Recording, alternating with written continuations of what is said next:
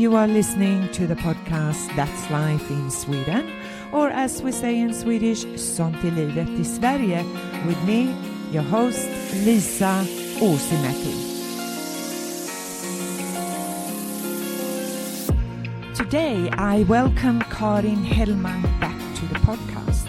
She was a guest in 2022 at the beginning of her studies in structural engineering that she has most recently completed, and who spent 2023 studying at the University of Queensland in Brisbane, Australia as part of her degree. So of course I'm curious to find out Karin's thoughts about Australia as well as studying at UQ. Hello Karin, welcome and congratulations on the completion of your studies. How are you and how does it feel? Hi, well, thank you so much. It feels great. I mean, of course, it's been great. I've had a great time studying and I've learned a lot. But to be honest, it is quite nice to be done. It feels very nice and very relieving.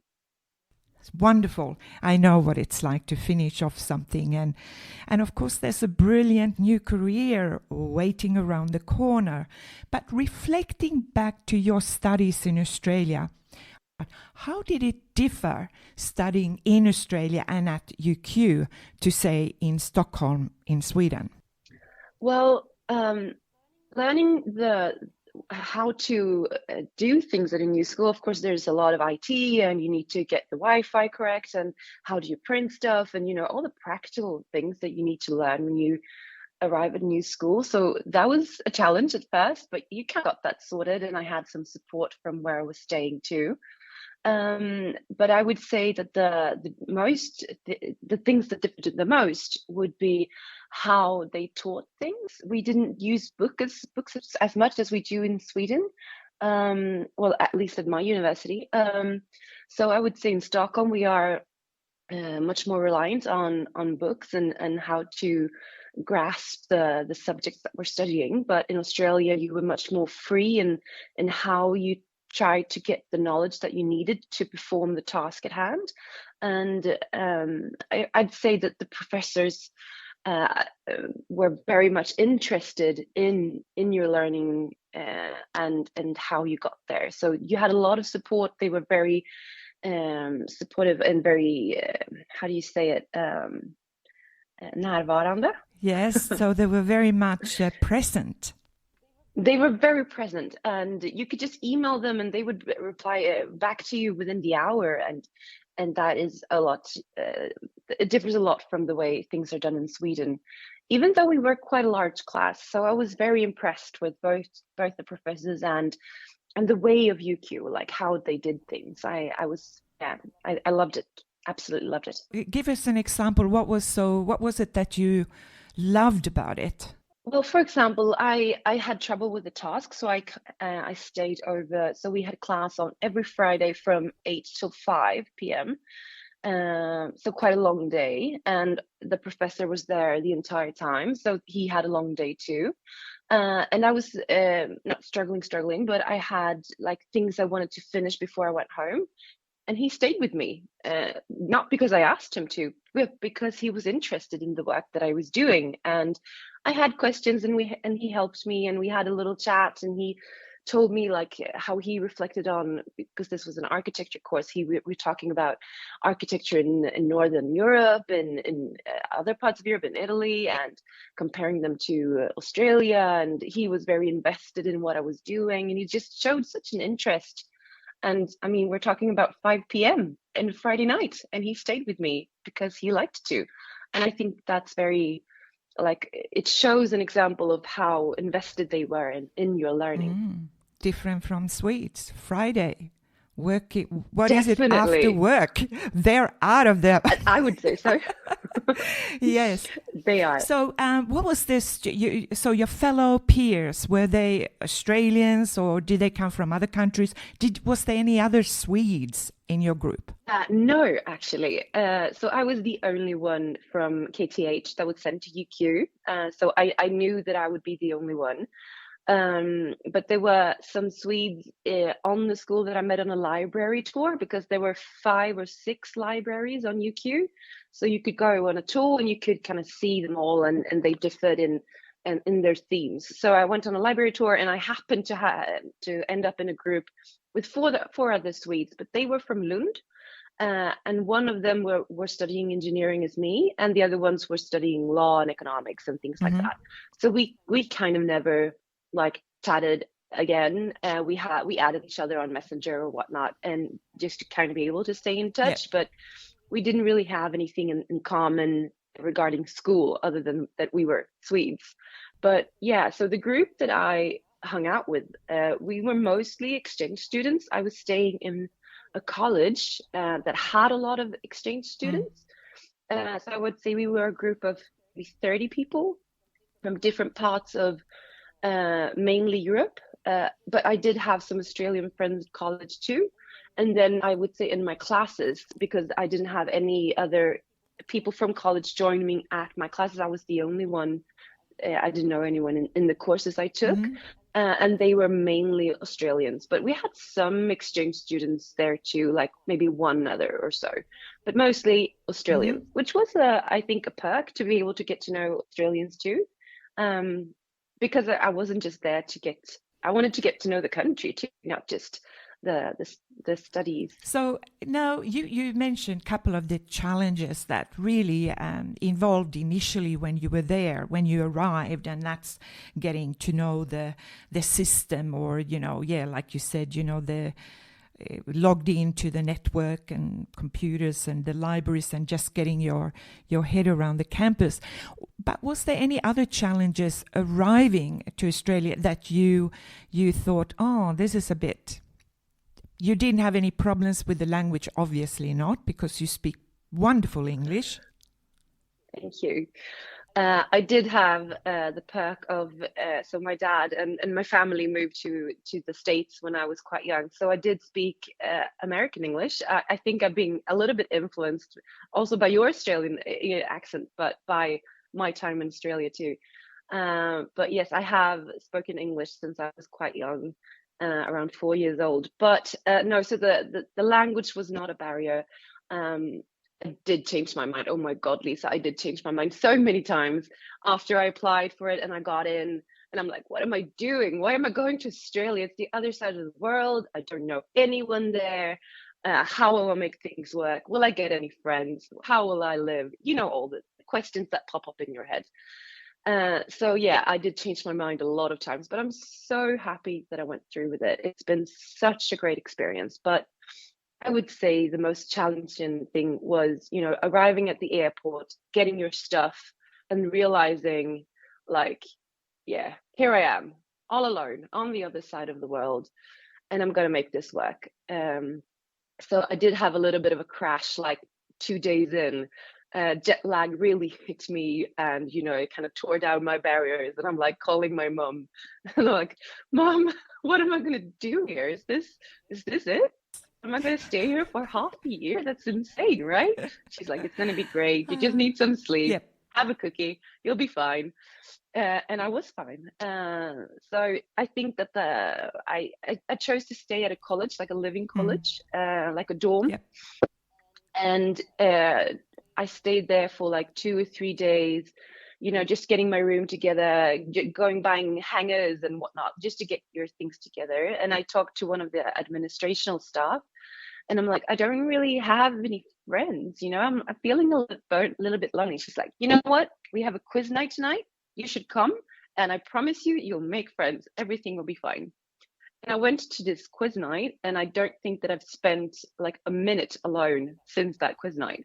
I made lovely friends, and they were part of this exchange student group that I told you about earlier. And we just had the time of our lives. We played beach volleyball, we played basketball, we played a lot of board games. We went to Cairns together. We went, abroad to New Zealand together. We just had a wonderful time. And I felt that there was always someone who was up to mischief,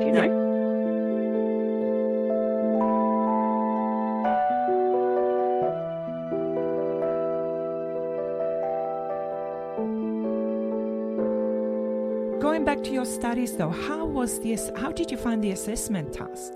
How did they differ from Sweden? So the assessment was graded from 1 to 7. I think you needed a 3 or 4 to pass. And because I took courses within my program, because I have a civil engineer degree, a structural engineer degree here in Sweden, but with an architecture kind of theme, you can choose to take like that path. So I took architecture and structural engineering in Australia, which meant that I could transfer the credits, but not the grades.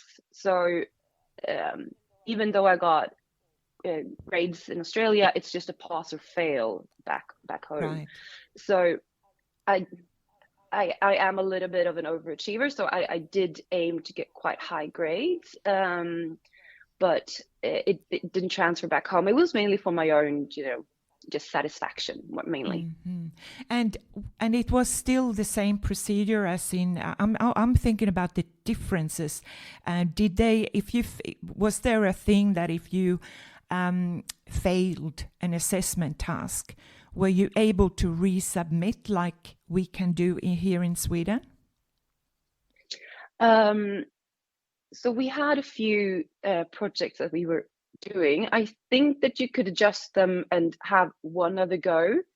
And then there was the exam. I only had one exam. So I had 3 courses, but I only had one exam, and that was the structural engineering one. And I would say that you could have one redo. And if you didn't pass the one redo, you just had to take the course again or take something else. Like then you'd failed. In Sweden, we get, I think, 3 redos. And mostly after that, you will be able to have almost as many redos as you wish. As long as they give the course at the university, you will be able to take the exam again and again and again and again.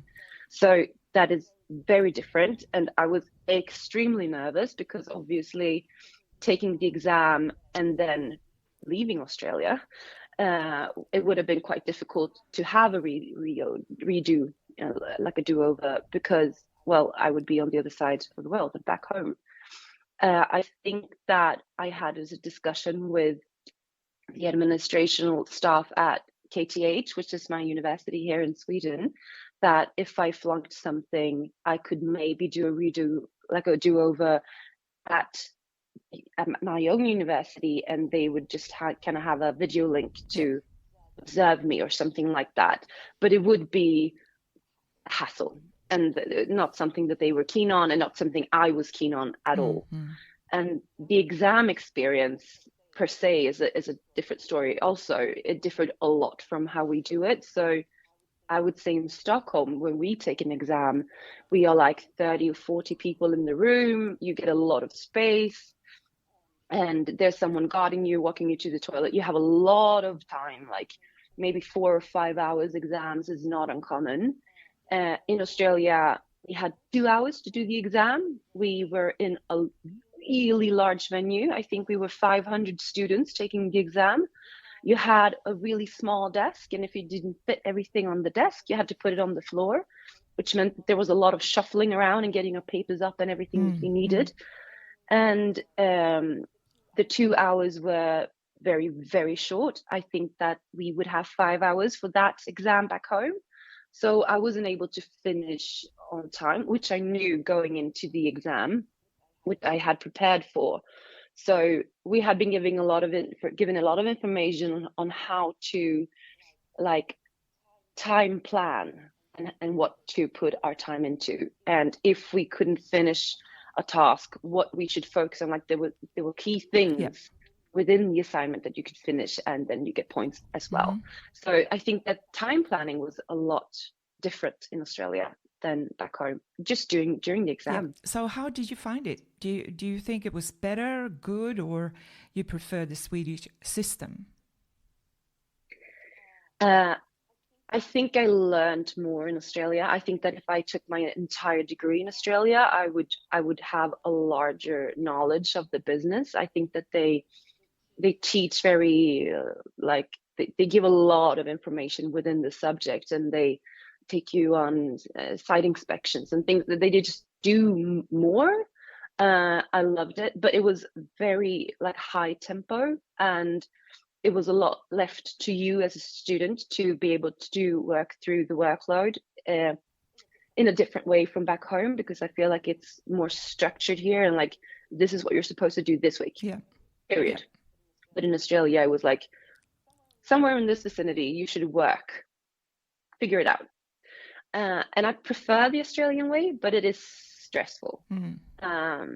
So there are pros and cons to everything. Absolutely. I just think it's fascinating hearing your perspective, what you think about the differences. Now, I recall from the last time we spoke that you were interested in building bridges. I mean, literally, you have an interest in bridges. Is this still the case, or have you moved on? I do love bridges. Bridges are beautiful. I think maybe I took a course in bridges at that time, so it has differed a little bit because, you kind of move along with your courses. So I would say I would like to build something. It could be apartments, it could be housing, it could be bridges or roads. It doesn't really matter that much to me. I just want to kind of be a part of a process of leaving something behind. It would be very cool. It would be, a mark. So I had a career previously, and that was in project management, and I think that I would like to take that into my future career as well. So when I'm searching for looking for a job right now, I'm looking for something that has to do with project management within the field, but not specifically towards anything special. Okay. And the field of civil engineering in Sweden right now is not doing great. A lot of different aspects of that. A lot of prices have gone up, but it's also really expensive to borrow money from the bank at the moment, which means that the business has halted a lot, and a lot of people have been let go. So it's not that easy to get a job in Sweden right now. That will differ within 6 months to a year. It will probably get up to speed again. So I'm looking for jobs in Sweden, but I have definitely widened my network and trying to find work within Europe or within the world. I actually applied for a job in Melbourne last week. I was just going to ask you, if you got an opportunity to work in Australia, would you go for it? Definitely. Definitely. Absolutely. Short and sweet. Definitely. It is on the other side of the world, and I would miss my family and my friends. But I loved Australia. Oh my gosh. I would love to live there. Okay.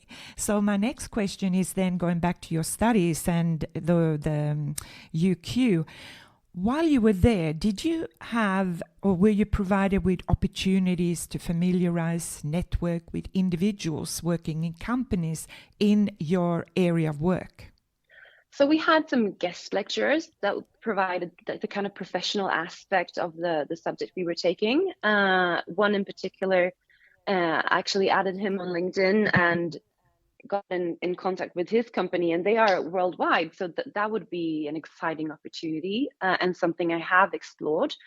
And we also had a meet and greet at the college where I was staying, where they invited professionals from different businesses, but they had some, so they both had a civil engineer and an architect to join us for dinner.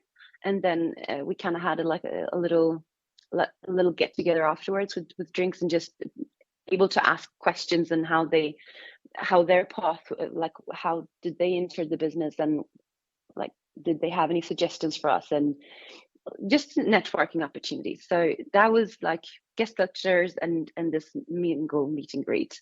So yes, some contact with businesses in Australia. So you think that the Australian experience will be useful in supporting you in finding a position, and of course your background in project management to get a job in your area? I'm not sure, to be honest. I think if I look for a job abroad, that they will see that I can excel abroad, and that I've done that before, and that I'm okay with that. I'm thinking if I look for a job in Sweden, it hopefully provides just to show that I'm decisive and that I'm a doer. But I'm not sure if it's going to be, between me and some other person looking for a job, and they're like, yeah, it's between you two, but you went abroad. I don't think that it's going to make that big of a difference. But to me in my life, and the things that I have experienced, this is definitely the coolest and the best thing that I've ever done in my life. So it means the world to me, and that will maybe have to do. So why did it mean so much to you? I never traveled on my own before, and I that experience was it was wonderful. I really enjoyed it, and just being able to see subjects that I've taken similar subjects back home, but seeing them from another perspective, and just knowing that the business I work with it has a lot of nuances, and depending on what your mindset is, you could choose to do your thing, but in another country, and that will have an effect on how you do things. And I think that kind of opened my eyes to just seeing professionalism in a new light, and just thinking that, well, there's no end to the different possibilities given in the world.